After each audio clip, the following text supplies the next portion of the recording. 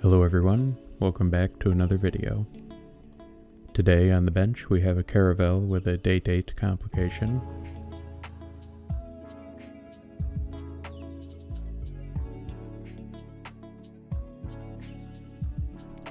The dial has a small spot at 245 where the paint has worn off, but other than that it looks to be in good condition. It's currently not running, and if I had to guess, it's because the stem can be pulled out completely.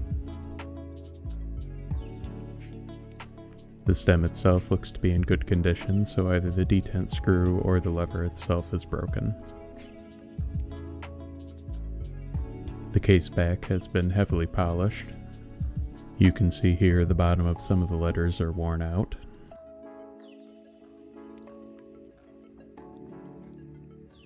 As well as the top of the Caravelle letters.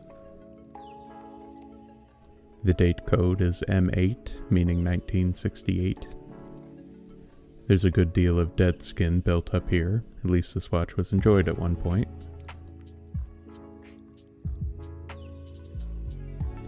Interestingly, the caseback is free of service marks.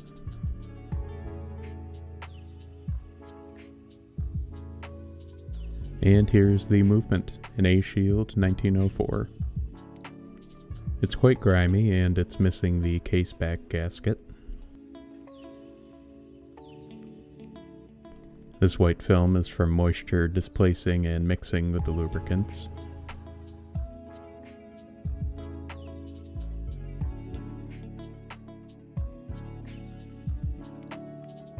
The balance staff looks good.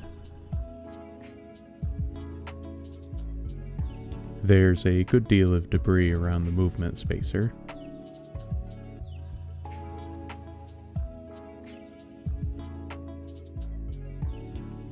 The internals look fairly clean. Hopefully this won't need anything more than a few parts.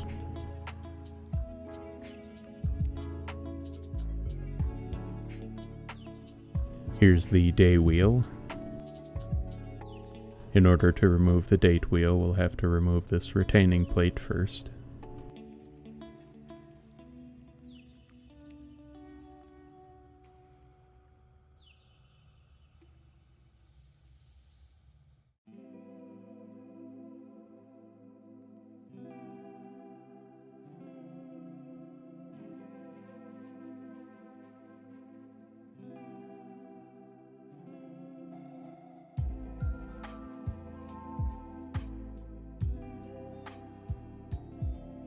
As expected, the detent screw sheared off in the lever.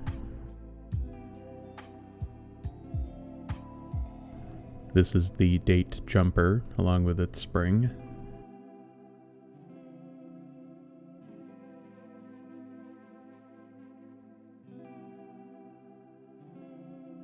And this is the day jumper. Its spring is integrated.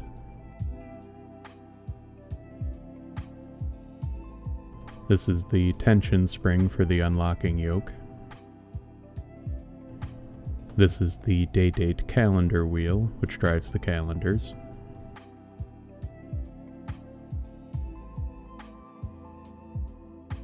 And this is the unlocking yoke for the date wheel. The hour wheel is next. And I'll remove the retaining plate for the canon pinion and intermediate wheel.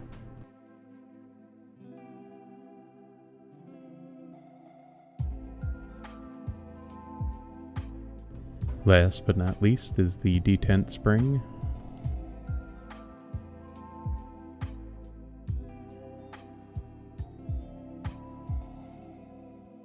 And the clutch yoke and spring.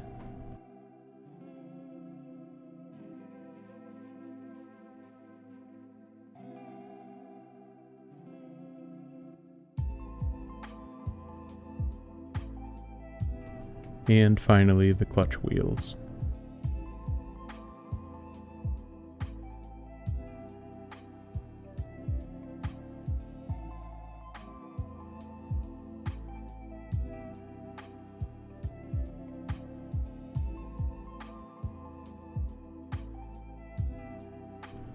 Now we can flip over to the gear train and get to work on that. We'll start with the balance assembly.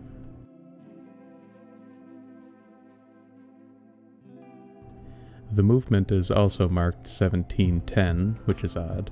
I'll have to see what the BPH is on the time grapher.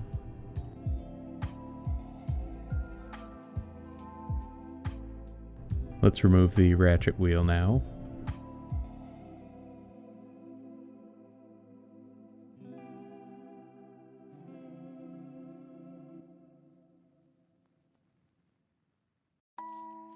There's some wear on the underside, so let's check the arbor hole.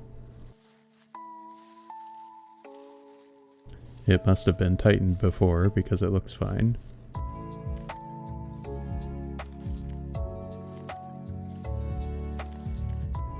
It looks like most of the moisture got in through the stem. You can see the white areas here. All the gears looked fine, so let's get the mainspring barrel out.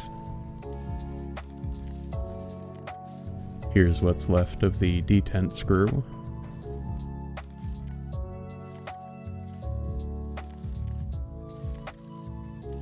The barrel lid has some old grease, but the mainspring looks perfectly fine.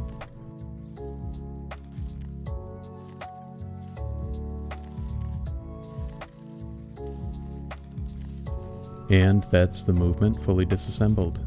I'll be back once it's reassembled and ready to go. And here it is, running well and looking brand new.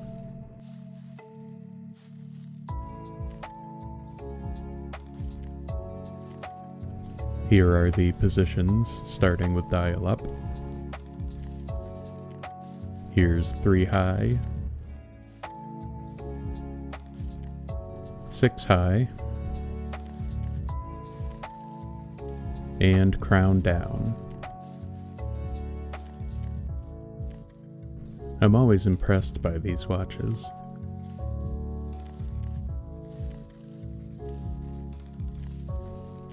I will warn you, if you're ever working on one of these, the detent screw seems to be this movement's weak point.